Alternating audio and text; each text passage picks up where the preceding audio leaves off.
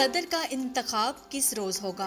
Election commission ने schedule जारी कर दिया। इलेक्शन कमीशन ऑफ पाकिस्तान ने सदारती इंतखाब का शेड्यूल जारी कर दिया।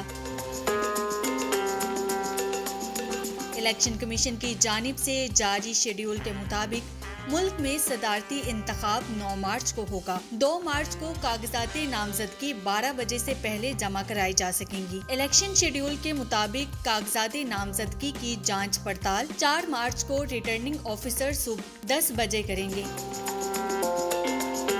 कागजाते नामजदगी 5 मार्च दोपहर 12 बजे तक वापस लिए जा सकेंगे। इलेक्शन कमीशन का बताना है कि सदारत के उम्मीदवारों की फहरिस्त 5 मार्च को 1 बजे आवीजा की जाएगी और 9 मार्च को सदारती इलेक्शन होगा। शेड्यूल के मुताबिक सदारती इलेक्शन के लिए पोलिंग पार्लियामेंट हाउस और चारों सूबाई असम्बलियों में होगी। आइन के मुताबिक सदारती इंतखाब का returning officer chief election commissioner होता है।